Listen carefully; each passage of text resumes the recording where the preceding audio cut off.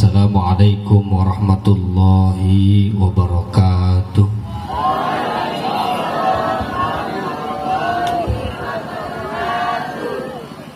Yang jawab salam saya, mudah-mudahan Allah berkahi rezekinya, Allah mudahkan urusannya, Allah lunasin hutang-hutangnya. Assalamualaikum warahmatullahi wabarakatuh.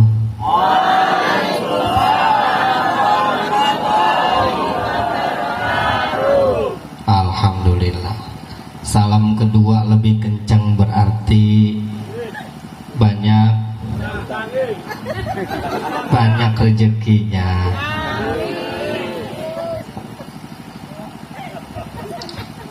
Innal hamdalillah nahmaduhu wa nasta'inuhu wa nastaghfiruhu wa na'udzu billahi min shururi anfusina wa min sayyiati a'malina. May yahdihillahu fala mudilla lahu wa may yudlil fala hadiya lahu. Asyhadu an la ilaha illallah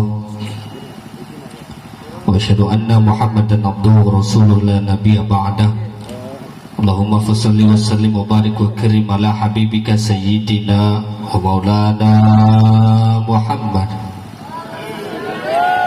wa ala alihi wa sahbihi wa barik wa sallim ajma'in. Amma ba'du, faqadallahu ta'ala fi kitabihil aziz. A'udzu billahi minasy syaithanir rajim. Bismillahirrahmanirrahim.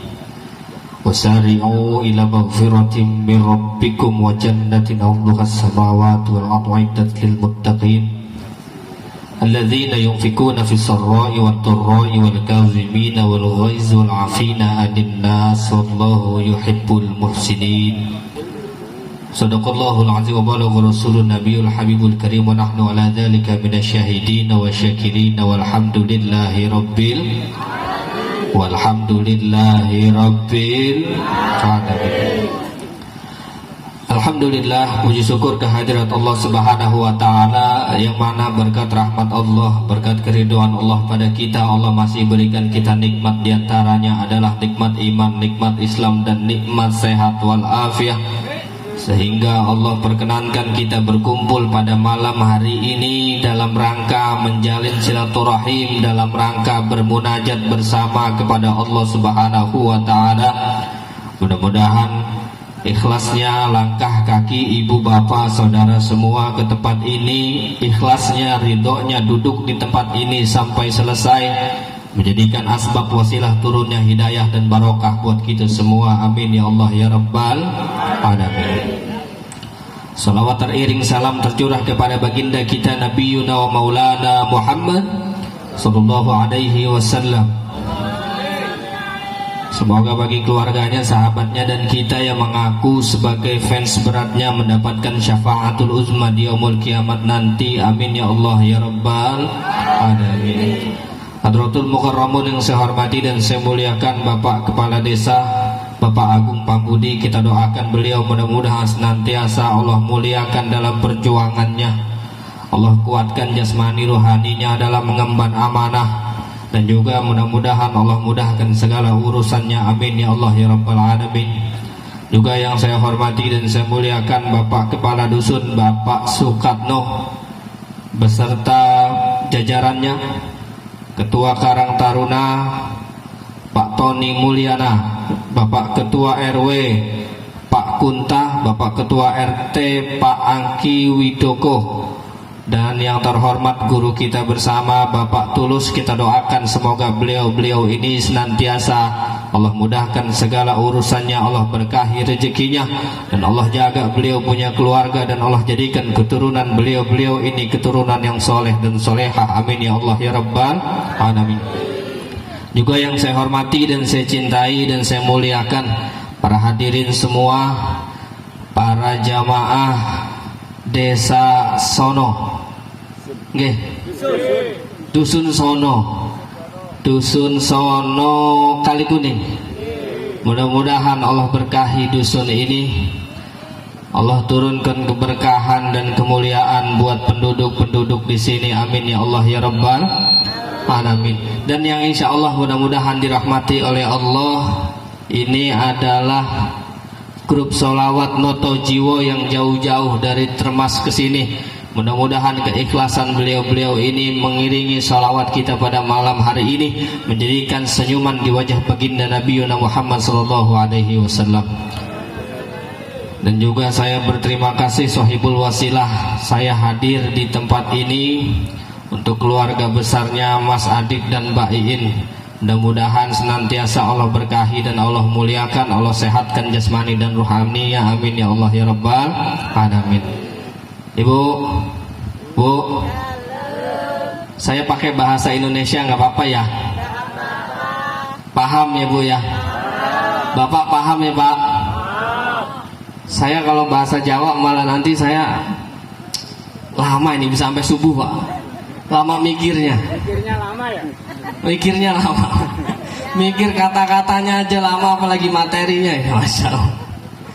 Jadi mohon izin, mohon ikhlas para kiai, para habaib, para ulama yang hadir pada malam hari ini. Bukan maksud saya menggurui, tapi hanya sekedar menggugurkan kewajiban dari undangan ini. Mudah-mudahan pertemuan kita, perkumpulan kita diridhoi oleh Allah Subhanahu wa Ta'ala. Ini kira-kira mau sampai jam berapa? Jam 12. Jam 12 zuhur. Alhamdulillah, saya perjalanan dari Wonoanti ke sini 1 jam.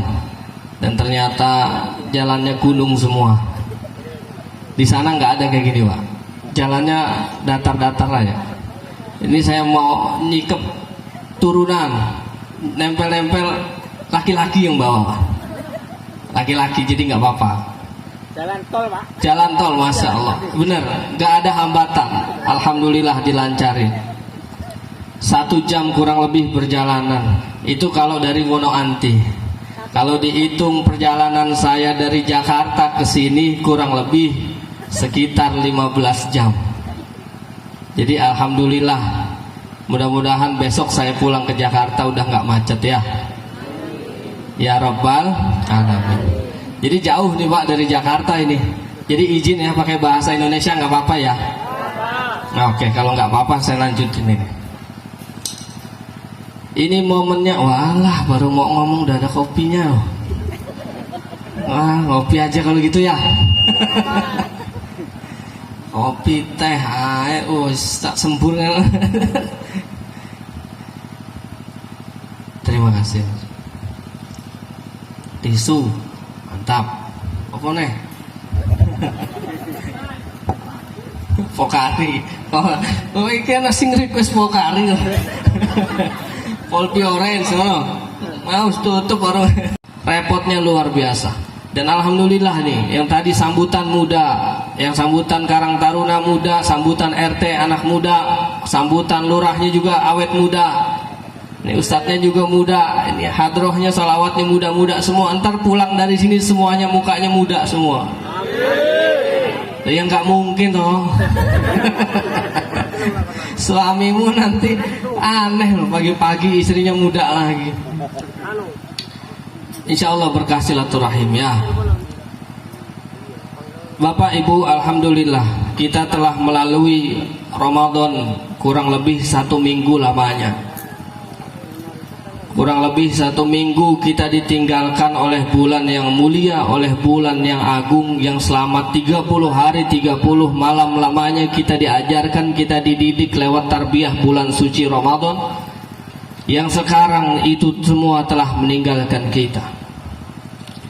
Dari kemarin kalau kita merasakan ternyata perjuangan kita menjalani ibadah di bulan suci Ramadan itu ada hikmah yang luar biasa. Dan ternyata Ramadan itu mengajarkan kita pelajaran yang luar biasa.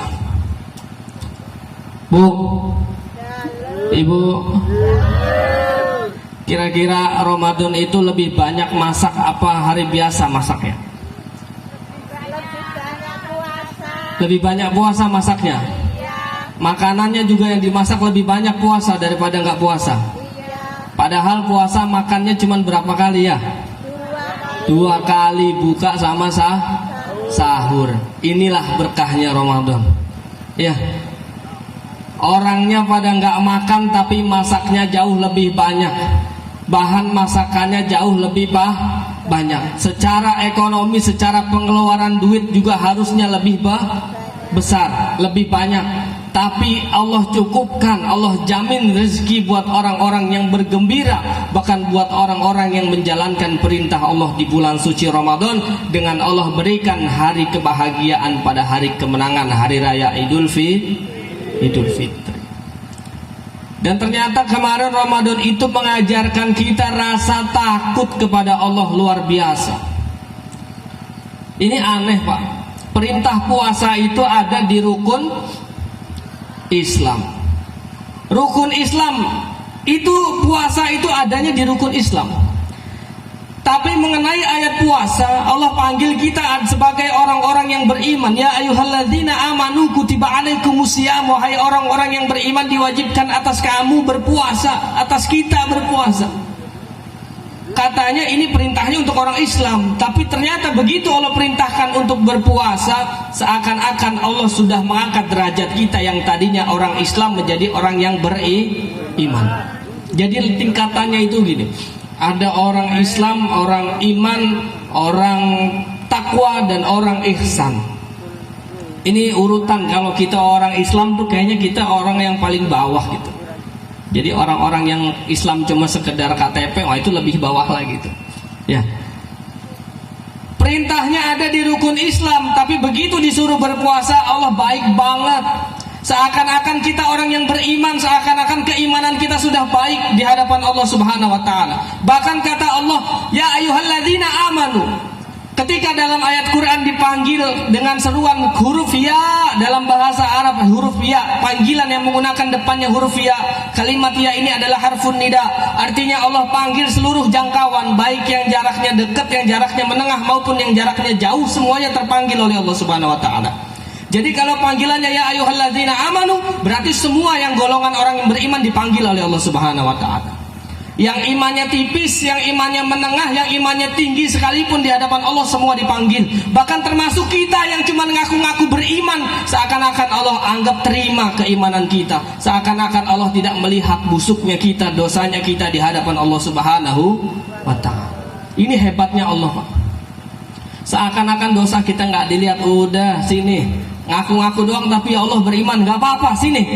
Dipanggil oleh Allah, dianggap iman kita diterima oleh Allah Subhanahu wa taala. Baik apa enggak Allah, Bu? Baik apa enggak, Pak? Ini baru sedikit tentang ayat puasa. Ketika kita menjalani puasa 30 hari lamanya, tujuannya dalam ayat tadi, ujungnya, endingnya adalah la'allakum tattaqun, agar kita menjadi orang yang bertakwa.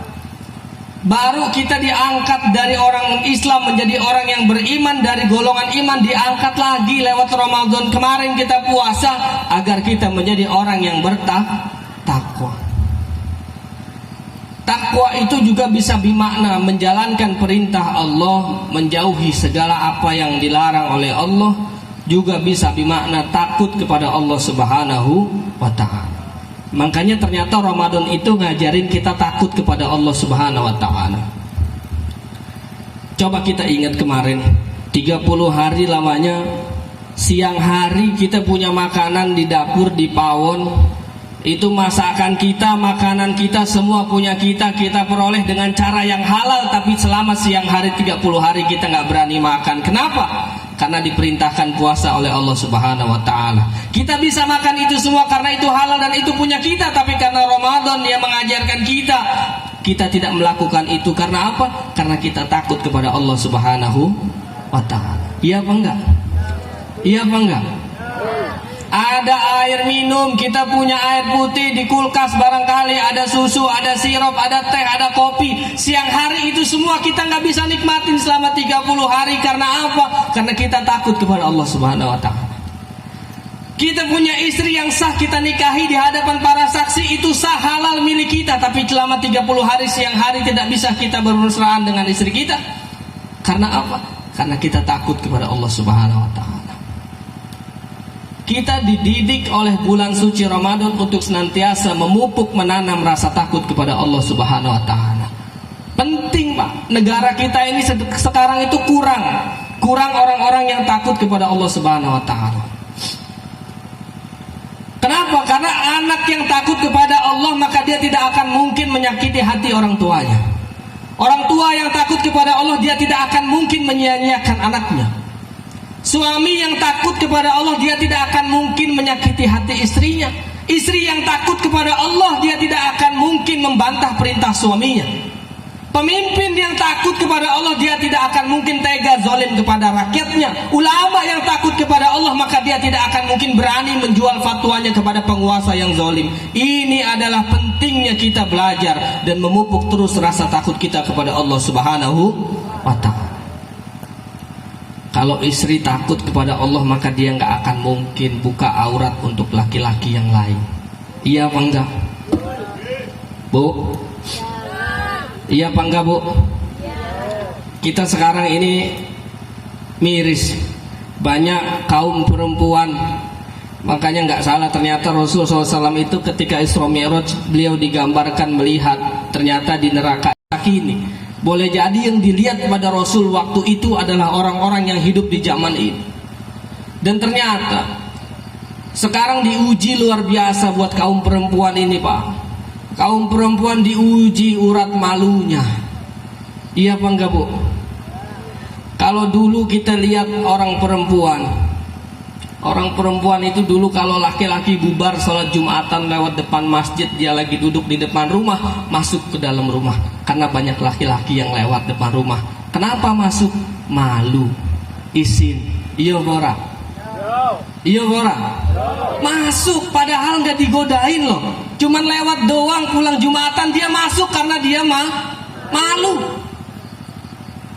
Cuma dilihat aja lewat malu. Kalau cuci pakaian dalam, mereka nggak jemur di depan rumah, tapi jemurnya di dalam atau di dapur atau di belakang rumah. Kenapa? Jengah dilihat orang laki-laki. Iya apa enggak? Itu yang di jemuran. Lihat perempuan sekarang pakaian dalam, jangankan di jemuran, yang dipakai aja kelihatan kemana-mana. Ya, lah kita naik motor repot, Pak. Saya jalan ke Soge itu, ya Allah, boncengan ngelus, anu celengannya kelihatan, gak dilihat di depan saya, ya kan? Celananya segini, Pak, Masya Allah, hitam nanti kena pasir gatel-gatel, repot. Perempuan dulu itu luar biasa rasa malunya, makanya ditinggikan derajatnya oleh Allah Subhanahu wa ta'ala. Meskipun dikatakan banyak yang di neraka, tapi ternyata banyak jalan menuju surga, kemudahan menuju surga bagi perempuan. Minimal dia bisa mempertahankan rasa malunya. Kalau perempuan dulu dilihatin doang masuk ke dalam rumah. Kalau sekarang jangankan dilihatin, digodain dia kagak pergi juga. Bahkan dia rekam videonya, dia joget-joget sendiri, dia posting sendiri. Betul apa enggak? Kalau gitu tahu malu apa enggak namanya? Oke, tahu sing joget-joget kalau tahu? Biarin numpang lewat. Ular apa? Itu namanya ular apa? Bahaya apa enggak?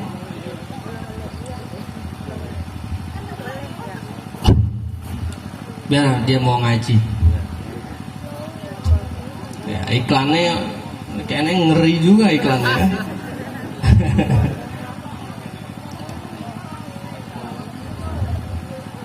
Kalau mau disingkirin aja, jangan dimatiin. Kalau lewat doang nggak apa-apa. Sampai mana tadi tuh? Hah? Sampai joget-joget tadi. Salah. Jadi kita diajarkan oleh bulan Ramadan kemarin untuk senantiasa memupuk rasa takut kepada Allah Subhanahu wa ta'ala. Kalau kita merasa takut kepada Allah, kita tentu akan merasa diawasi. Sebagaimana kita takut ngerasa diawasin sama bos kita, sama atasan kita, mesti kerjanya sungguh-sungguh. Iya apa enggak, Pak? Bapak kerja diawasin sama mandornya atau diawasin sama bosnya, pasti kerjanya sungguh-sungguh apa enggak? Sungguh-sungguh. Kenapa? Karena merasa diawasin. Pengawasan dari bos kita, dari atasan kita, ada kalanya dia libur, ada kalanya dia cuti, ada kalanya dia nggak masuk kerja. Kita kerja diawasi kamera CCTV, ada kalanya dia koslet, dia mati, dia kena pemadaman listrik. Tapi ketika kita merasa diawasi oleh Allah, siapa Allah? Dia adalah Allah. La ta'khudhuhu sinatun wala naum. Allah nggak pernah ngantuk, nggak pernah tidur, Pak. maka tidak akan mungkin satu detik pun dalam hidup kita lepas daripada pengawasan Allah Subhanahu wa ta'ala. Ini yang hadir semua diawasin oleh Allah. Catatannya lengkap per detik, per menit, setiap kata-kata yang kita ucapkan Allah punya catatannya lengkap. Termasuk orang-orang yang berjuang buat acara ini, yang repot bawain bangkunya, masangin tendanya, nyetel sound sistemnya, nyiapin makanannya, semua dicatat oleh Allah Subhanahu wa ta'ala. Maka mudah-mudahan yang terlibat semua dalam acara ini diberkahi rezekinya oleh Allah Subhanahu wa ta'ala. Yang nyumbang acara ini mudah-mudahan Allah jadikan Allah berkahi rezekinya semua. Jadi yakin kita, lewat Ramadan itu ternyata kita diajarkan untuk senantiasa takut kepada Allah Subhanahu wa ta'ala. Lalu kemudian yang kedua, Ramadan mengajarkan kita untuk senantiasa kita merasakan kepedulian, menjalin kepedulian terhadap sesama kita. 30 hari lamanya kita merasakan lapar dan haus. Kita merasakan itu karena kewajiban perintah agama. Bagaimana dengan saudara muslim kita yang lain yang senantiasa setiap harinya dia memang merasakan lapar dan haus karena memang gak ada yang dimakan. Banyak gak yang begitu, Pak? Banyak gak yang begitu? Kita ngerasa kering haus karena kita memang lagi puasa. Lihat saudara kita di Palestina, lihat muslim-muslim yang ada di Uighur, yang ada di belahan dunia lainnya yang sedang dijajah oleh orang-orang kafir. Mereka kering tenggorokannya bukan karena sedang puasa, tapi karena tidak ada yang diminum. Maka kita diajarkan 30 hari kemarin untuk merasakan apa yang dirasakan orang lain. Maka inilah pentingnya. Rasulullah SAW mengatakan betapa pentingnya kita menjalin, merasakan sesuatu yang dirasakan orang lain. Kepedulian terhadap sesama itu luar biasa. Kata Rasulullah SAW, laisa bil mu'min, dia bukan bagian orang yang beriman. Ini dikatakan orang yang bukan golongan dari orang-orang yang beriman. Siapa dia? Dia adalah orang yang bisa tertidur pulas, sedangkan tetangganya merintih karena perutnya lapar. Jadi kalau kita malam ini bisa tidur pulas, ternyata tetangga kita kelaparan, gak punya makanan, berarti kita termasuk orang-orang bukan daripada golongan orang yang beriman. Ini yang ngomong Nabi Muhammad SAW. Ternyata Ramadan kemarin kita menahan diri, Pak. Makanan kita tahan 30 hari. Masuk di Idul Fitri makanan kita banyak lagi. Betul apa enggak? Puasa baru dapat 15 hari udah nyicil-nyicil astornya, jenangnya udah mulai dibikin. Iya apa enggak, Bu? Nastarnya lain, biskuitnya lain, wah macam-macam disiapin, makanan banyak. Tapi sayang, 30 hari kita merasakan kepedulian terhadap sesama. Begitu masuk hari pertama Idul Fitri, kita sudah menjadi orang yang kufur nikmat oleh Allah Subhanahu wa ta'ala. Kita buang-buang makanan. Makanan yang disajikan dibuang-buang. Makan gak habis, minum gak habis ditinggal. Dibuang apa enggak? Dibuang apa enggak, Bu? Dibuang. Coba kita bayangkan betapa kita 30 hari diajarkan, 1 hari dapat lebaran, tiba-tiba kita buang-buang itu semua. Seakan-akan 30 hari kemarin gak ada pelajarannya. Lalu kemudian Ramadan kemarin mengajarkan kita untuk apa? Untuk memakmurkan masjid. Lihat 30 malam lamanya kita dikumpulkan dalam masjid. Kita berkumpul silaturahim, bukan silaturahim di ruang, di kedai kopi, bukan silaturahim di kafe. Kita silaturahim 30 malam 30 hari kita kumpul taraweh, sholat witir, sholat tasbih, sholat taubat, sampai sahur kita di masjid. Itu termasuk orang-orang yang memakmurkan masjid. Suksesnya Ramadan bukan dilihat daripada berapa banyak orang yang datang Idul Fitri. Suksesnya Ramadan bukan dilihat dari berapa toples yang ada di rumah kita. Suksesnya Ramadan bukan diukur berapa setel baju baru kita. Tapi suksesnya Ramadan, lihat dari kemarin malam masjid kita rame apa sepi? Rame apa sepi, Pak? Ramean Ramadan apa Syawal ini? Kalau Syawal mulai sepi berarti kita belum termasuk sukses dalam Ramadan. Ya, Rasul itu luar biasa, Pak, lembut. Rasul itu dakwahnya lembut, penuh kasih sayang. Tapi perkara masjid sepi, Rasul tegasnya luar biasa. Siapa di rumahnya ada laki-laki yang gak pernah mau Jumatan, yang gak pernah mau jamaah sholat ke masjid, gak mau meramaikan masjid, maka akan aku bakar rumahnya. Ini perkara meramaikan masjid, Rasul galak. Jadi kalau ada laki-laki gak pernah sholat ke masjid, besok suruh di rumah aja sholatnya pakai mukena. Ya, besok beliin mukena yang gambar Hello Kitty, Bu. Kasih sejadah warna pink, boleh lah. Laki-laki nggak pernah mau ke masjid, barangkali lagi haid. Kok haid lama bener ya, mungkin lagi nifas. Gitu ya. Lalu kemudian sampai kita di penghujung hikmah Ramadan, yaitu adalah Ramadan mengajarkan kita untuk bersilaturahim. Ya. Tadi perintahnya agar Allah jadikan kita orang yang bertakwa. Di ayat yang tadi saya bacakan, wasari'u ila maghfiratin min rabbikum wa jannatin arduhas samawati wal ardh. Bersegeralah kita mengejar ampunan dari Allah Subhanahu wa taala yang ampunannya itu lebih besar, seluas langit dan bumi. Jadi dapat ampunan Allah yang ampunannya luasnya seluas langit dan bumi. Untuk siapa ampunan itu? Iddat lil muttaqin, itu diberikan oleh Allah buat orang-orang yang bertakwa. Tadi perintah puasa endingnya agar dijadikan orang yang bertakwa. Sekarang Allah kasih ampunan yang seluas langit dan bumi juga untuk orang yang bertakwa. Siapa orang yang bertakwa? Alladzina yunfiquna fis sarra'i wad dharra'i wal kazimina wal ghaiz wal 'afina 'anil nas. Dia adalah orang yang mampu mengeluarkan hartanya dalam keadaan luang maupun keadaan sempit.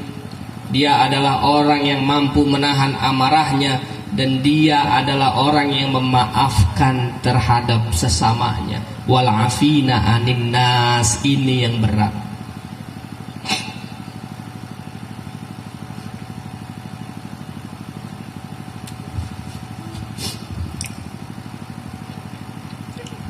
Sampai kita kemarin 1 Syawal sholat Idul Fitri. Nah, inilah acara halal bihalal ini adalah tradisi di Indonesia yang luar biasa bagus. Karena di Arab sendiri nggak ada acara halal bihalal. Kalau kita lebaran di Arab, pulang sholat Id sepi, Pak. Sepi, nggak ada halal bihalal. Nggak ada kita salaman ke rumah-rumah, nanti makan soto pacitan, itu nggak ada di sana. Indonesia luar biasa. Karena kalau di sana itu maaf-maafannya sebelum Ramadan. Jadi sebelum Ramadan semuanya maaf-maafan. Biar apa? Biar ibadahnya sempurna. Udah lega, udah saling memaafkan. Nah, orang kita kadang-kadang kebalik. Ada perkara, ada masalah, ada musuhan, nanti aja maaf-maafannya sekalian lebaran. Ada nggak yang begitu? Ada nggak yang begitu? Seakan-akan lebaran ini menjadi momen buat minta maaf. Ini yang berat. Kenapa wal afina anin nas ini ditaruh di paling belakang? Karena ternyata ini prakteknya beratnya luar biasa. Betapa banyak saat ini tetangga kita yang masih satron. Tahu satron, Pak? Satron tahu, Bu? Gak tegur sapa, cuman gara-gara sepele. Iya apa enggak? Gara-gara ketersinggungan ngomongin sinetron Ikatan Cinta, salah sambung, marah-marah. Gara-gara remote diumpetin anaknya, Masya Allah. Gara-gara hal sepele kebanyakan yang terjadi itu sampai akhirnya dia sakit hati, nggak mau tegur sapa sama tetangganya. Banyak gak yang begitu? Yang laki-laki saking sakit hatinya, saking bencinya, dia nggak mau ke masjid kalau ada musuhnya. Ada nggak yang begitu? Berangkat ke masjid pulang lagi. Kenapa, Pak, nggak jadi ke masjid? Males. Di sana ada dia. Saking ada musuhnya pulang lagi, Pak. Kalau kata orang Betawi, saking bencinya ngelihat sendalnya aja ogah, Masya Allah. Ngelihat sendal orang yang dia nggak suka, dia pulang lagi dari masjid, nggak jadi ke masjid. Ada nggak yang begitu?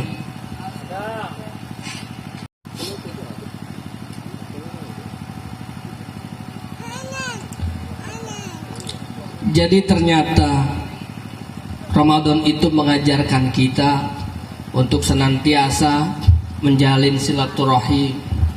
Ya, jauh-jauh yang dari Jakarta pada pulang kampung buat apa? Buat menjalin silaturahim. Saya datang ke sini bukan untuk apa-apa. Saya niat untuk silaturahim. Saya berjumpa dengan ibu bapak dan jamaah semua. Saya niat untuk silaturahim. Karena nggak mungkin ibu bapak jamaah semua yang datang ke Jakarta banyakan begini. Iya apa enggak? Maka lebih ringan saya sendiri datang ke sini. Iya apa enggak? Lah iya. Niatin silaturahim selalu ada kemudahan. Kemarin kita ngerasa sakit hati sama tetangga kita. Kita marah-marah sama tetangga kita. Kita ngerasa nggak butuh, boleh. Kita merasa kita nggak disumbangi hidup sama dia. Kita merasa anak cucu kita sekolahnya makannya nggak dari dia. Kita ngerasa nggak butuh, boleh. Kalau bahasa orang Betawi terserah, mau benci sama saya silakan, saya nggak butuh sama kamu. Anak saya makannya nggak dari kamu, sekolahnya nggak dari kamu, saya nggak butuh sama kamu. Boleh ngomong begitu karena masih sehat. Besok kalau udah di rumah sakit duduk di kursi roda begini, ternyata orang yang kita benci datang besuk kita. Assalamualaikum Pak D.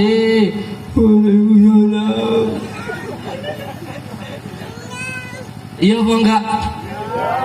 Kalau udah begitu kira-kira malu apa enggak Pak? Orang yang kita benci, yang kita satroni, yang kita diemin bertahun-tahun, ternyata dia datang jenguk kita sakit. Dia doain kesembuhan buat kita. Pas pulang dia ngamplopin ngasih duit buat kita. Malu apa enggak kira-kira? Malu. Kemarin kita sombong, kita ngerasa nggak butuh karena masih sehat. Kita ngerasa nggak butuh sama tetangga kita. Ya Allah, ternyata tetangga kita peranannya luar biasa Pak. Nanti saya bahas ya. Materi ini luar biasa. Itu saat sakit kita masih bisa lihat, kita masih bisa bilang makasih meskipun kata-katanya nggak jelas. Ya, tapi masih paham, masih bisa minta maaf meskipun ngomongnya nggak jelas. Coba bayangin ketika kita mati Pak. Ketika jasad kita terbujur kaku di ruang tamu, ternyata orang yang kita benci, orang yang kita gedekin itu, ternyata orang yang kita diemin berbulan-bulan, bertahun-tahun itu, dia datang ke rumah kita, dia doakan jenazah kita.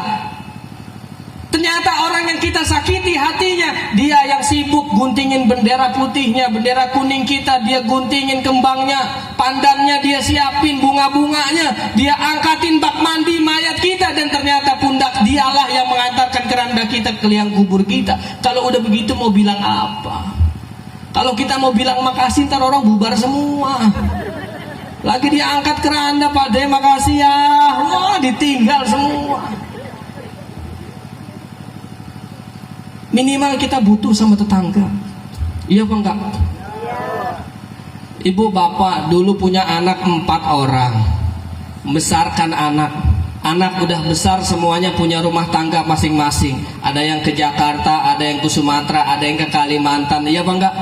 Tinggal sepasang nih, ya, kakek-kakek, nenek-nenek, si Andi sama Mas Al. Ya, tinggal sepasang di rumah, kakek-kakek, nenek-nenek lagi berduaan.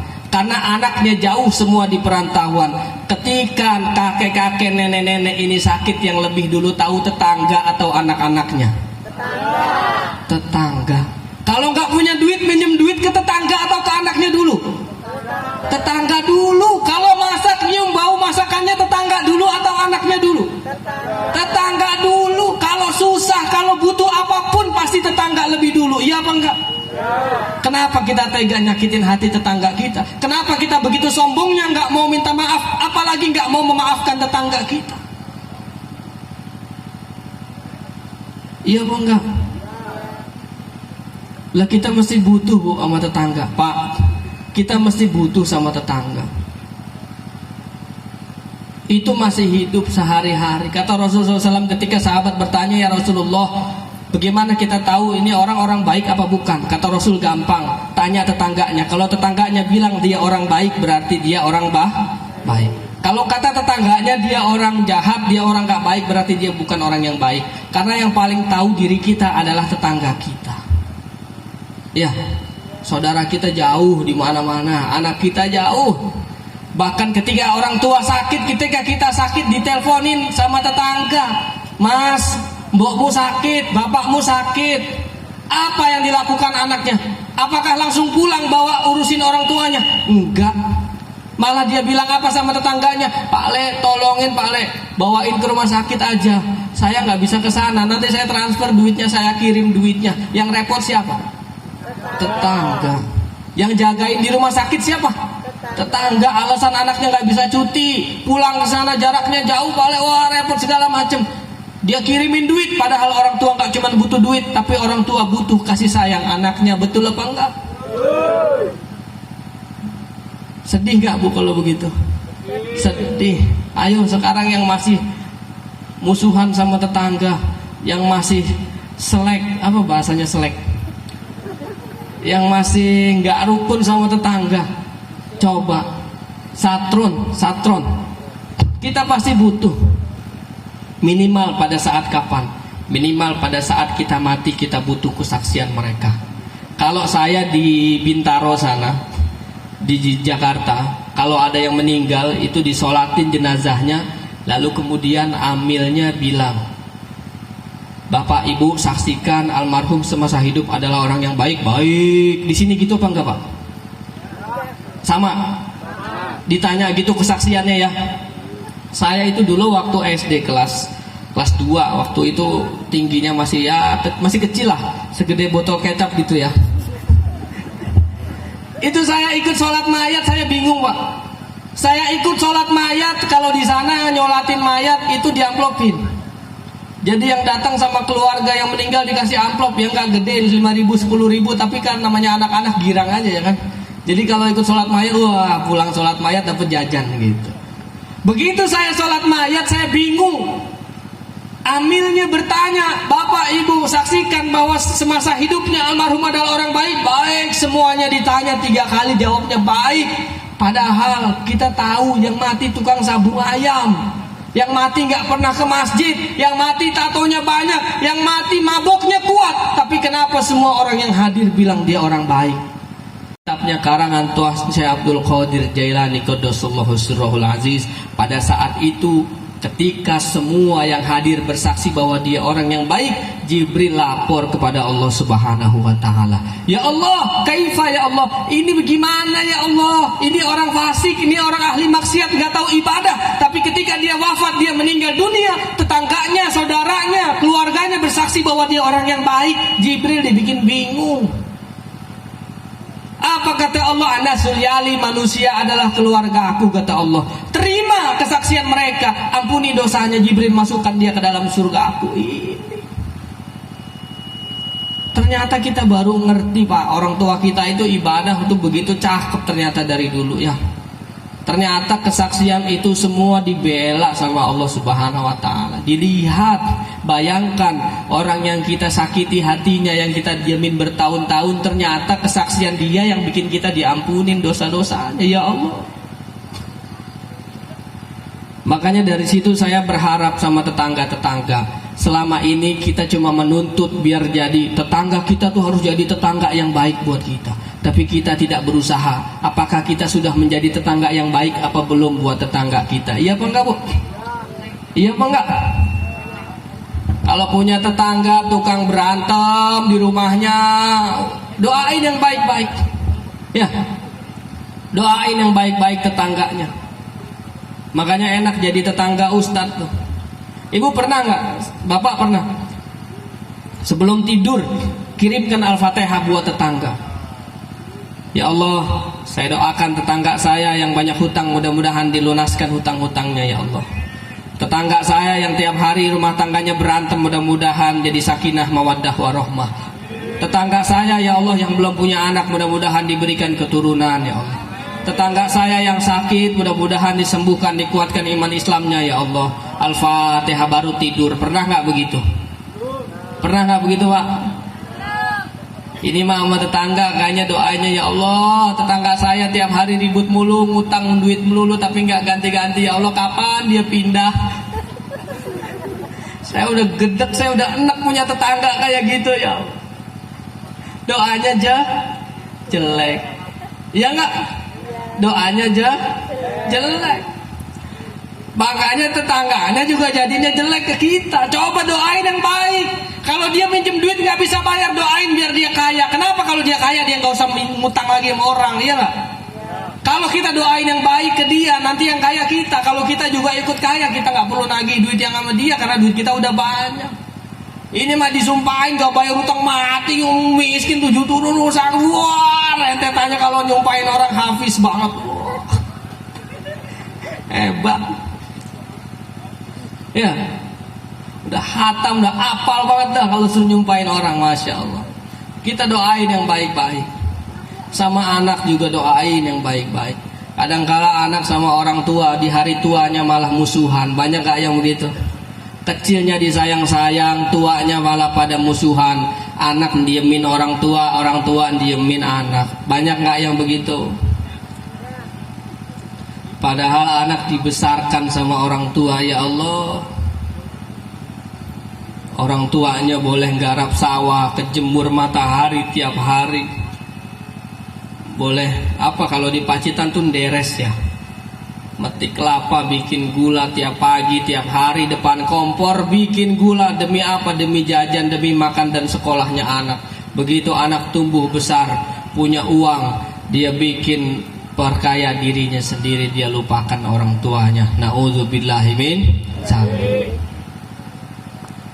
Kalau punya anak begitu bagaimana Ustadz? Doain aja Bu. Anak saya nggak soleh, doain aja. Anak saya nggak nurut, nggak mau ibadah, doain Pak. Ibu bapak tahu nggak kenapa anak yang soleh makin soleh, kenapa anak yang bandel makin bandel? Kenapa Pak? Anak yang soleh itu orang tuanya ridho. Makanya dia makin soleh karena orang tuanya ridho. Sedangkan anak yang bandel ini orang tuanya nggak ridho. Makanya dia makin bandel. Ketika punya anak yang soleh, ridho dia, Allah anak saya rajin ke masjid, sholat 5 waktu, dia azan di masjid. Mudah-mudahan jadi anak soleh terus ya nang, sampai gede ya, sampai nanti tua istiqomah. Orang tuanya ridho, doanya yang baik-baik. Sedangkan anak yang bandel ini orang tuanya nggak ridho. Kamu tuh jadi anak nggak tahu diuntung, nggak tahu diri. Bapakmu nih nanti gede mau jadi apa, kamu belangsak, kamu wah disumpahin. Akhirnya yang bandel makin bandel. Coba sekarang kita balik, kita putus mata rantai ini. Jadi anak yang bandel kita ridho, ya Allah saya ikhlas, ini ujian dari Engkau ya Allah. Ini ujian dari Engkau.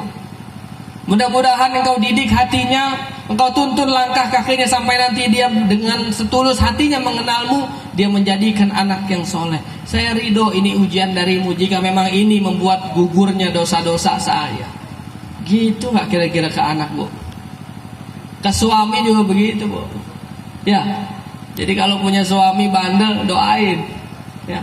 Jangan didoain yang jelek-jelek. Suami juga gitu Pak. Kalau punya istri agak bandel, istrinya doain, ridhoin istrinya. Ya Pak. Ini kedengeran sampai belakang apa enggak suara saya? Kedengeran ya. Jadi kita minta sama Allah, mudah-mudahan apa yang kita jalankan lewat pendidikan Ramadan kemarin ini membekas betul-betul dalam hidup kita, dalam hati kita, terutama dalam rumah tangga kita. Karena media terbesar yang Rasul wariskan itu buat umat Nabi adalah rumah tangga. Rumah tangga ini adalah warisan daripada baginda Nabi Muhammad SAW. Kalau dikasih warisan berarti harus benar-benar dijaga. Rasul ajarkan rumah tangga dan Rasul wariskan rumah tangga buat kita, harus dijaga. Ibu bapak dikasih warisan sama orang tua, nih tak kasih tanah masing-masing 200 meter ya. 5 bulan kemudian emaknya belum meninggal, tanahnya udah habis. Kira-kira emaknya seneng apa enggak? Enggak. Ya Allah, ini anak baru dikasih tanah 200 meter, 5 bulan udah habis. Boleh jadi kalau emaknya mati, kuburan emaknya dijual juga ya. Dikasih warisan sama emaknya, 5 bulan kemudian tanah 200 meter jadi 1 hektar. Kira-kira emaknya seneng apa enggak? Seneng. Kita dititipi warisan rumah tangga oleh baginda Nabi Muhammad SAW. Kalau rumah tangga kita berhasil, sukses kita dalam rumah tangga, kira-kira Nabi senyum apa enggak Pak? Nabi girang apa enggak? Girang. Kita itu selama ini cuma memikirkan bagaimana kita senang sama Nabi, tapi kita nggak pernah berpikir apakah Nabi senang dengan ibadah kita, apakah Nabi senyum apa enggak ngelihat kelakuan kita ini loh. Karena pembelaannya Nabi itu luar biasa. Kita ini jadi umat Nabi spesial Pak, spesial. Khusus umat Nabi Muhammad paling istimewa, derajatnya paling tinggi di antara umat-umat Nabi yang lain. Betapa tidak, sekelas para Nabi aja minta kepengen jadi umatnya Nabi Muhammad SAW. Nabi Allah Ibrahim alaihissalam, sekelasnya Nabi Ibrahim minta sama Allah kepengen jadi umat Nabi Muhammad. Nabi Ibrahim itu terkenal sebagai orang yang sering memberikan makanan, menjamu tamu-tamunya. Lalu kemudian Nabi Allah Ibrahim minta kepada Allah, ya Allah, saya kepengen ngasih makan umat manusia sampai nanti akhir zaman. Saking Nabi Ibrahim kepengen aku jadi umatnya Nabi Muhammad, saya kepengen ngasih makan umatnya Nabi Muhammad sampai nanti akhir zaman ya Allah. Kata Allah Subhanahu wa ta'ala, kamu gak akan mampu Ibrahim. Kata Nabi Ibrahim, saya gak mampu tapi engkau teramat sangat mampu ya Allah. Lalu kemudian Nabi Ibrahim disuruh oleh Allah naik ke atas gunung Jabal Abu Qubais, diperintahkan buka tangannya. Lalu kemudian turun malaikat Jibril alaihi salam membawa segenggam tepung. Diterima segenggam tepungnya oleh Nabi Allah Ibrahim alaihi salam, suruh tebarkan, tebarkan Ibrahim, ditebarkan itu tepung, tertiup angin, terhembus semua rata, jatuh di lautan. Yang gara-gara itu sampai hari ini lautan ada garamnya. Itu adalah berkat Nabi Allah Ibrahim alaihi salam. Kita makan ada asinnya, ada garamnya karena doanya Nabi Allah Ibrahim alaihi salam. Jadi asal mulanya garam bukan dari Masako, bukan dari Royco, iya apa enggak Bu? Jadi garam mula-mulanya saking kepengennya Nabi Allah Ibrahim alaihi salam memberikan makan manusia sampai akhir zaman, dikabul oleh Allah Subhanahu wa taala. Sampai hari ini kita makan rasa asinnya masih ada, masih bisa kita nikmati. Krimis ya? Lanjut apa udah ini? Sekelas Nabi Pak, kepengen jadi umat Nabi Muhammad. Betapa tidak ya Allah, luar biasa. Makanya Nabi itu kalau makan pasti di ujung piring, di ujung nampannya ada garam. Dan dia bersolawat kepada Nabi Allah Ibrahim alaihi salam, dicocol dulu garamnya baru Nabi Muhammad SAW makan. Dia berterima kasih karena ini berkat daripada doanya Nabi Allah Ibrahim alaihi salam. Jadi ibu kalau masak sambil solawat biar masakannya enak. Masak sambil solawat, jangan masak sambil marah-marah. Ya, jangan masak sambil manyun, jangan masak sambil cembetut. Ikhlas masak menggembirakan Allah dan Nabi Muhammad sallallahu alaihi wasallam. Nabi Isa alaihi salam pangkatnya menjadi nabi, dia kepengen jadi umat Nabi Muhammad sallallahu alaihi wasallam. Sekelas Nabi Isa Pak, Bu.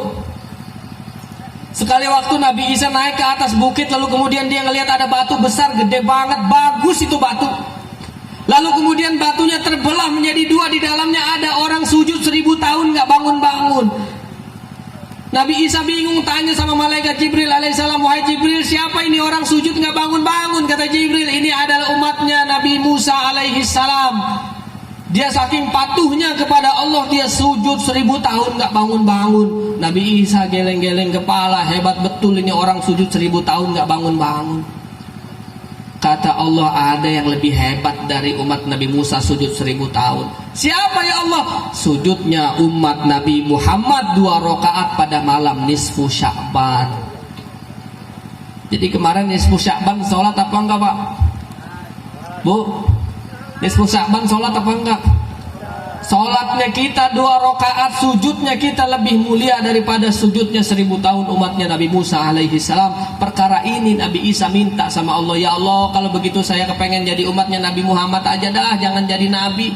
Tuh Nabi Isa, kita udah enak, otomatis lahir jadi umat Nabi Muhammad SAW. Kita memeluk agama Islam yang diwariskan oleh orang tua kita. Bersyukur itu adalah nikmat terbesar dari Allah Subhanahu wa taala. Maka jadilah kita umat muslim yang terbaik. Minimal kita lewat menjaga ibadah kita, lewat tetangga kita, lewat saudara kita, lewat keluarga kita, lewat rumah tangga kita. Mudah-mudahan itu yang nanti akan menjadi pembela kita di hadapan Allah Subhanahu wa taala. Mudah-mudahan di dusun Solo ini nanti Allah lahirkan keturunan yang soleh solehah, biar banyak para ulama dari dusun Sono, ya Pak. Kita nggak tahu, mana tahu nanti ke depan presidennya dari Kali Kuning, iya Pak nggak? Kalau presidennya orang Kali Kuning kayaknya jalanan di keramik semua ini. Saya kemari jalanannya Masya Allah. Kita nggak tahu nasib ya kan. Ke depan presidennya orang Pacitan lagi. Dari Kali Kuning, wah makmur semua insya Allah.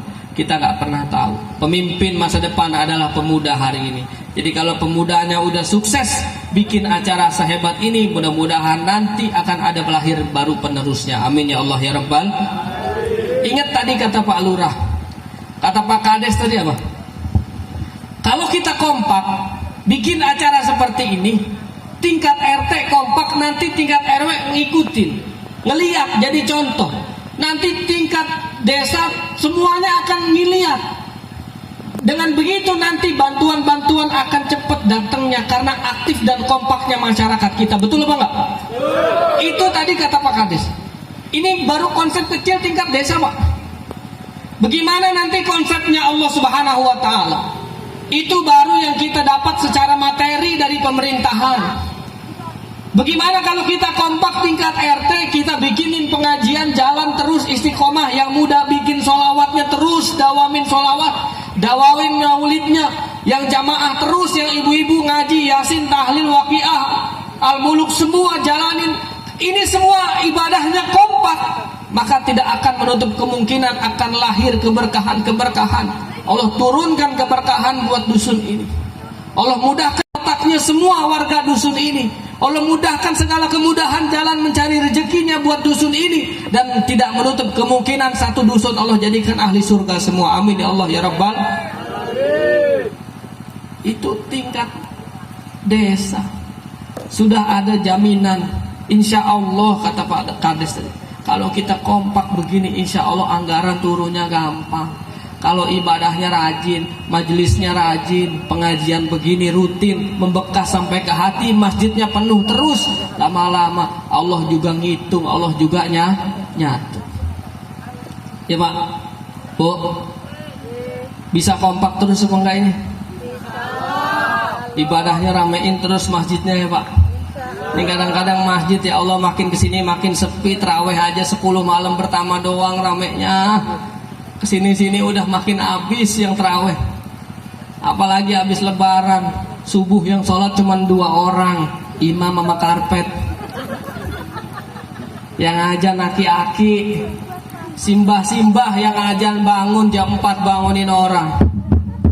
Assalamualaikum warahmatullahi wabarakatuh. As-salatu khairum minan naum. Kira-kira orang lebih bangun apa tidur lagi? Turun. Yang mudanya nggak ada. Yang mudanya masih pada tidur, tinggal simbah-simbah yang raput ke masjid, seakan-akan masjid itu cuma buat orang-orang tua yang bentar lagi mati. Padahal mati nggak harus tua, boleh jadi yang muda duluan mati. Kenapa masjid isinya orang tua semua? Seakan-akan yang ke masjid yang bentar lagi mati, yang muda bentar aja nongkrong aja terus. Iya apa enggak? Berapa banyak yang muda lagi pada nongkrong dia mati? Banyak apa enggak? Mati di tongkrongan banyak apa enggak? Banyak. Ayo kita ramein masjidnya. Coba subuh yang ajan di masjid anak muda.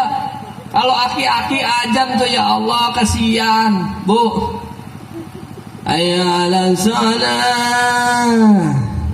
Ayo ala sholat. Ngantuk ya? Kayaknya enak tidur lah ya lain yang ajan. Bentar lagi mati nih. Kasihan. Coba subuh yang ajan anak muda. Hayya 'alas shalah.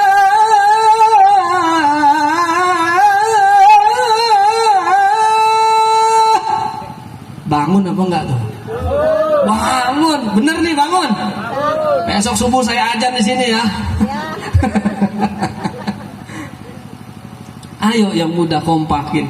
Yuk Karang Taruna saya yakin bisa. Mudah-mudahan ini jadi awal. Ya, mudah-mudahan ke depan terus kompak. Nanti udah pada masanya tua-tua lagi, ada penerus baru yang jauh lebih kompak dalam kebaikan. Kasihan. Kita jadi anak soleh itu adalah salah satu bentuk pembelaan kita kepada orang tua kita. Dan ternyata kalau kita jadi anak soleh itu Pak, orang tua kita tuh dimuliakan di kuburnya oleh Allah Subhanahu wa Ta'ala. Jadi Allah gak akan mungkin tega menyiksa orang tua yang anaknya rajin ibadah. Ini kisah nyata. Ketika Nabi Isa alaihissalam lewati satu kuburan, dia mendengar jeritan yang luar biasa. Disiksa ini orang dalam kuburnya. Dia cari kuburan mana yang menjerit-jerit tangis, disiksa. Begitu sampai di kuburan itu, lalu kemudian tangisannya berubah menjadi ketawa riang, bergembira luar biasa. Bertanya Nabi Isa alaihissalam, ya Allah, ini kenapa tadi di dalam orang ini disiksa, suaranya jerit-jerit kesakitan, sekarang dia ketawa-ketawa gembira luar biasa. Apa kata Allah? Wahai Nabi Isa alaihissalam, tadi dia aku siksa karena dosa-dosanya semasa hidup di dunia, karena kelakuannya semasa hidup di dunia. Sekarang aku hentikan siksanya. Karena apa? Karena aku melihat anaknya lagi belajar ngaji di Kali Kuning, anaknya lagi belajar ngaji di masjid. A'udzu billahi minasyaitonir rajim. Bismillahirrahmanirrahim. Itu dihargai oleh Allah Subhanahu wa Ta'ala. Bagaimana mungkin aku siksa orang tuanya sedangkan anaknya bilang Bismillahirrahmanirrahim dengan menyebut nama Allah Maha Pengasih, Maha Penyayang. Anaknya bilang aku Maha Pengasih, Maha Penyayang. Mana mungkin aku tega siksa orang tuanya. Ganti siksanya dengan kebahagiaan, pindahin ke surga orang tuanya. Cakep apa enggak tuh? Cakep. Meskipun anaknya belajar ngaji Iqra, baru belajar Al-Fatihah, Alhamdulillahi Rabbil Alamin, gitu ya Pak. Alamin, ain, alamin, diajarin sama ustadznya, ngalamin, alamin, ngalamin, itu terserah dah daripada nggak ngalamin. Orang Cilacap tuh kalau ngaji gitu. Karena ibu saya orang Cilacap, jadi kalau di Cilacap Alhamdulillahirabbil alamin, Ar-Rahmanir-Rahim, enggak apa-apa. Yang penting kita paham maksudnya. Kita terus belajar, terus ngaji. Karena penting itu buat jadi pembela orang tua kita di hadapan Allah Subhanahu wa Ta'ala. Ya, kalau kita niat mendekatkan diri kepada Allah, kita belajar ngaji itu Pak, baca Quran, Pak, Bu. Mau benar mau salah, kalau kita niat belajar baca Quran, tetap Allah hargai, tetap Allah ganjar kebaikan. Bahkan orang-orang yang belajar Al-Quran digandakan pahalanya. Orang yang baca Quran karena udah bisa, karena udah jago, Allah kasih 10 kebaikan. Likulli harfin asrin hasanah, setiap hurufnya ada 10 kebaikan. Tapi ketika dia masih belajar, Allah lipatkan 2 kali lipat. Kenapa? Karena Allah menghargai kesungguhan dia belajar. Udah bacanya salah-salah, karena niat belajar, Allah lipat gandakan kebaikannya. Enak apa enggak tuh? Minimal kita seumur hidup sekali dah hatam Quran. Kemarin Ramadan hatam apa enggak Pak? Ibu hatam Bu? Masya Allah. Syukur-syukur dalam sebulan kita bisa hatam. Gak bisa sebulan Ustaz, repot di dapur, masak sahur, mama bangun duluan, iya apa enggak? Buat buka puasa udah masak lagi sampai tidur, anak istri, anak suami udah pada tidur, istri di dapur belum tidur nyiapin buat sahur, iya apa enggak? 30 malam tuh ibu-ibu di dapur tidur belakangan, bangun dulu lagi. Anak pulang sholat subuh habis sahur tidur lagi. Lihat istri kita Pak, ngapain dia di dapur? Tidur di dapur. Pantesan mukanya berminyak ya, tidurnya di dapur. Hebat istri kita Pak. Makanya Bapak kalau mau banyak rezekinya gampang. Ya Pak, mau banyak duit gak? Duit yang Bapak punya pulang dari sini kasih semua sama istri. Berani apa enggak kayak gitu? Hah? Jadi ternyata ini konsepnya luar biasa Pak. Saya udah praktekin ini. Ya. Jadi dulu laki-laki tuh gitu. Padahal kita tahu istri kita pinter nyari duit Pak. Istri kita pinter cari duit. Duit yang di STNK aja masih ketemu Pak. Itu namanya pinter cari duit. Duit di peci ketemu Pak. Taruh di jok motor duit ketemu juga sama istri Pak. taruh di bawah kulkas sama istri ketemu juga. Sampai kalau nyuci tuh istri kantongnya dirogoh-rogohin. Ya Bu, berharap nemu 50.000, 100.000 gitu ya. Istri kita hebat. Jadi kalau mau banyak duit, kasih duit semuanya ke istri. Saya kalau punya duit tuh kasih sama istri. Jadi kalau kata orang tua kita dulu nggak boleh istri itu buka dompet suami tanpa izin, dosa. Iya apa enggak? Iya. Biar istri saya nggak dosa, jadi saya bebaskan, nggak perlu izin lagi. Kalau butuh duit, ambil sendiri di dompet. Kalau perlu habisin duitnya. Kenapa? Karena kalau udah habis, malaikat ngelihat, ya Allah kasihan nih Ustaz, dompetnya kosong, penuhin lagi ya Allah, penuhin lagi ya Allah. Berani nggak begitu? Nggak berani. Coba, ayo gembirakan istri kita, yakin Pak. Makanya repot dah. Kalau kita nanamnya jujur ke istri, insya Allah istri juga tumbuhnya jujur. Kalau kita nanamnya memberi royal sama istri, insya Allah istri melayaninya baik. Jadi kebanyakan yang terjadi ini Pak, ya Allah, dalam pandemi Covid kemarin Pak Lurah, Covid itu kan di Jakarta luar biasa ya.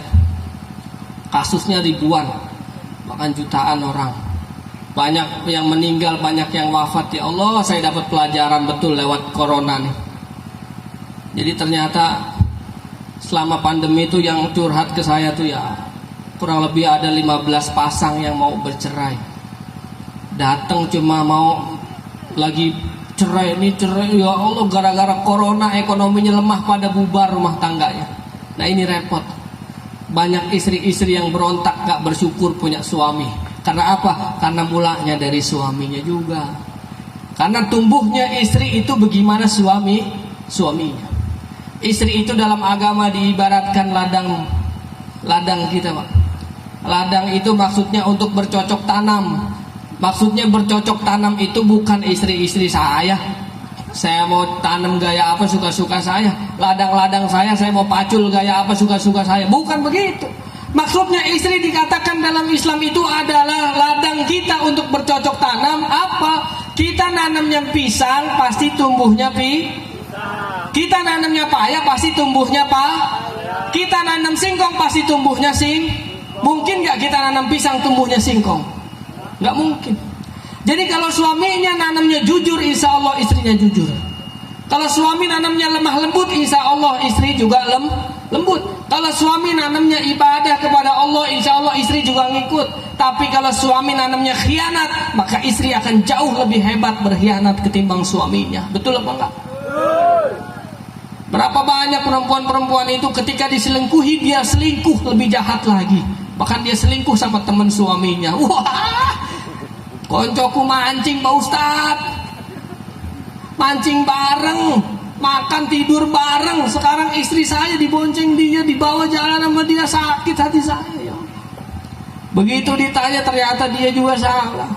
Mula-mulanya suami yang nanam duluan. Makanya sekarang kita niat perbaiki rumah tangga kita biar Nabi Muhammad SAW girang melihat rumah tangga kita berhasil jadi rumah tangga yang sakinah, mawaddah, warahmah. Amin ya Allah ya Rabbal. Saya minum dulu boleh nggak deh?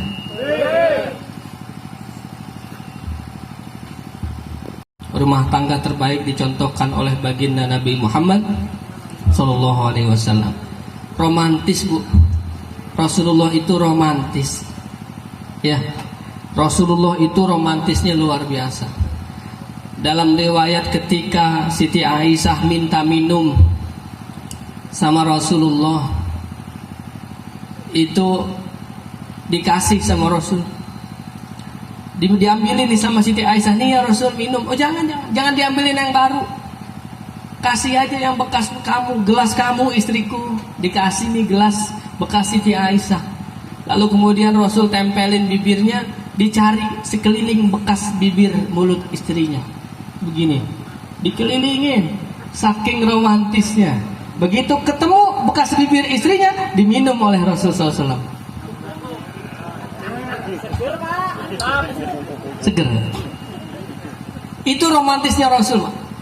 Jadi ibu terakhir kapan begitu? Bapak terakhir kapan gitu sama istri, Pak? Nanti malam. Tadi malam apa nanti malam? Suami saya mulutnya bau bako Pak Ustadz. Gak apa-apa, itu surga itu. Bu, nih saya kasih Hajar Aswad yang dekat, nggak usah ke Mekah. Kalau suami pulang sholat Jumat cium keningnya, itu sama dengan nyium Hajar Aswad. Jadi suami pulang sholat Jumat, assalamualaikum, waalaikumsalam suamiku, wah, cium keningnya ini. Bapak pernah digituin kapan Pak? Wah. Ayo Bu, praktekin Bu, jangan malu-malu. Ini surga buat kita. Jadi ibu jangan malu-malu. Kalau suami pulang Jumatan, nggak usah salim bawa rebutan tangan sama anak-anak. Langsung gini, bapak pulang Jumatan gitu, assalamualaikum. Ya salam. Wah, ibu nyium Hajar Aswad itu enak, udah gampang, nggak usah ke Mekah. Ya, gampang. Perempuan itu kemudahannya dikasih di rumah semua, didatengin. Jadi gampang. Ya. Rumah tangga Rasul itu luar biasa Pak. Ya Allah, kalau kita ikutin insya Allah kita selamat rumah tangga kita.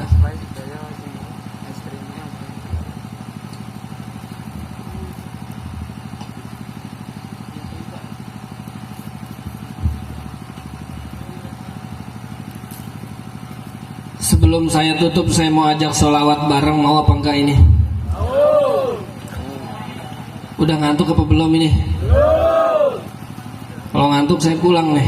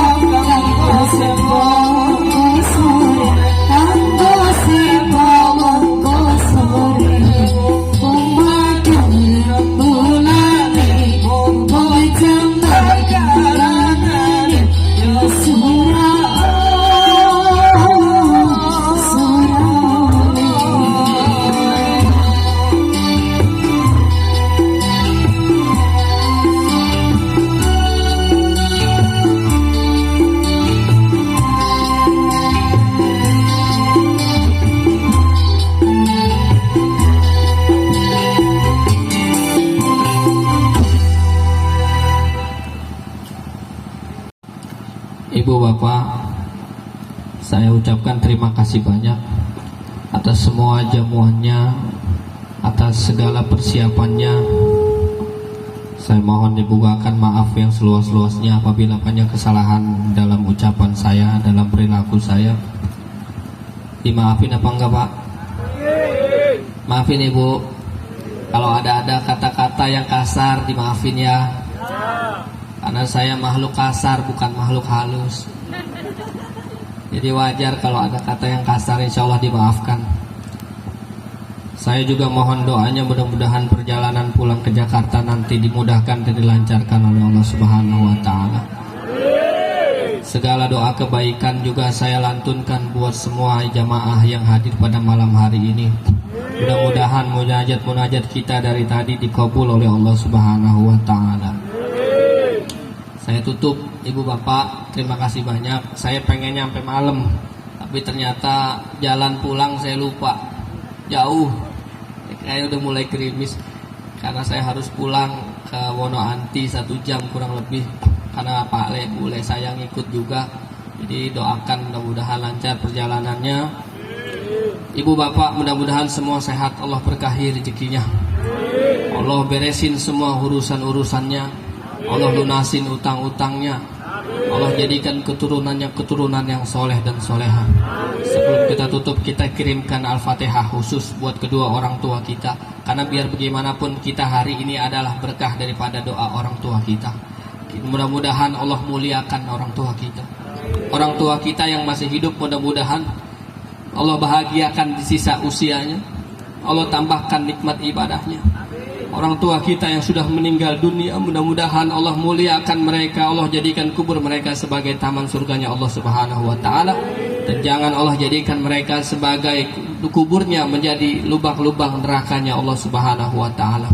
Allah jadikan tempat terbaik mereka di sisi Allah Subhanahu wa Ta'ala. Ala hadhihi niyyah wa ala kulli niyatin shalihah wa ila hadratin Nabi Muhammad Rasulullah sallallahu alaihi wasallam. Al-Fatihah. A'udzu billahi minasyaitonir rajim. Bismillahirrahmanirrahim. Alhamdulillahi rabbil alamin arrahmanir rahim maliki yaumiddin. Iyyaka na'budu wa iyyaka nasta'in. Ihdinas siratal mustaqim siratal ladzina an'amta 'alaihim ghairil maghdubi 'alaihim waladdallin. Amin. Amin. Rabbighfir lana wa li walidayna. Amin. Al-Fatihah terakhir saya minta khusus kita kirimkan buat guru-guru kita, karena kita hari ini bisa baca, bisa nulis, bisa ngitung, kita bisa ngaji, kita ngerti paham agama. Ini semua berkat daripada keikhlasan guru-guru kita. Mudah-mudahan Allah muliakan derajat guru-guru kita, Allah tinggikan derajat mereka di sisi Allah Subhanahu wa Ta'ala. Juga kita kirimkan Al-Fatihah buat anak-anak kita, karena biar bagaimanapun kita sebagai orang tua pasti banyak salah sama anak-anak kita. Kita juga kirimkan Al-Fatihah khusus buat mertua kita. Barangkali selama ini kita belum bisa jadi menantu yang baik buat mertua kita. Biar bagaimanapun mereka adalah sudah menjadi mertua yang baik buat kita.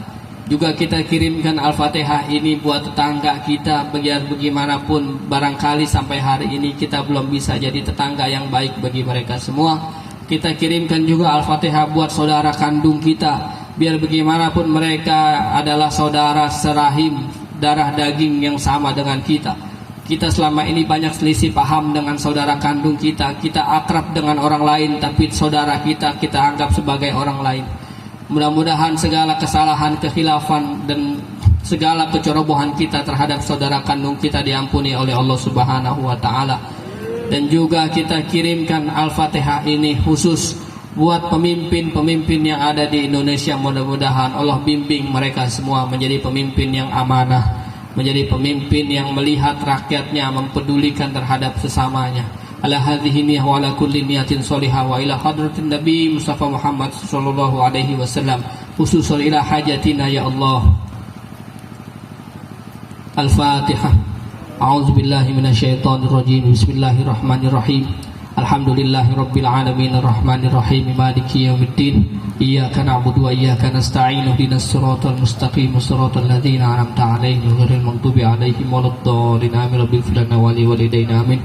Allahumma bihaqqil Fatihah wa bi firil Fatihah wa bi mu'jizatil Fatihah wa bi karamatil Fatihah ya farijal ham ya kasifal gham ya man li abdihi waghfir wa yarham. Da'wahum fiha subhanakallahumma wa tahiyyatuhum fiha salam wa akhiru da'wahum alhamdulillahi rabbil alamin. Hadza min fadli rabbi ya Allah. Assalamualaikum warahmatullahi wabarakatuh.